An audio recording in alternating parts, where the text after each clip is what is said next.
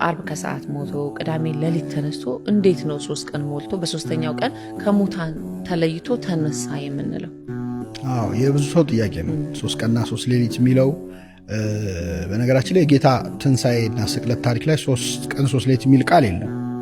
ቃሉ ያለው የማቴዎስ ወንጌል ምዕራፍ 12 ላይ ዮናስ በአሳ አንበሪ ሆድ ውስጥ 3 ቀን 3 ሌሊት እንዳደረ የሰው ልጅም በምድር ልብ ውስጥ 3 ቀን 3 ሌሊት ያድር ዘንድ ይገባዋል የሚል ቃል አለ።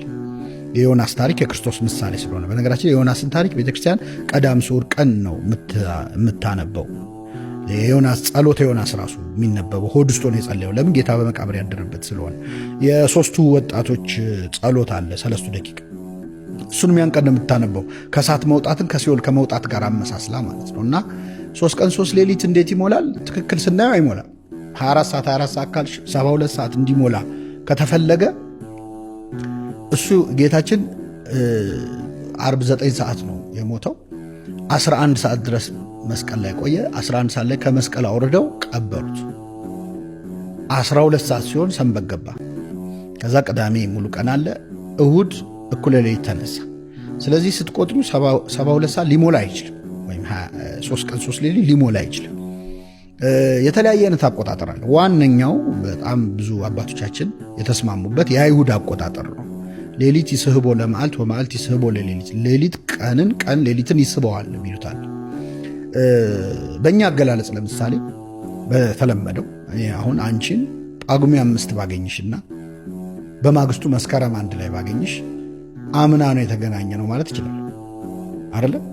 አንድ ቀን ነው እኮ ልዩነት፣ ግን አምና ነው የተገናኘ ነው አይደለ?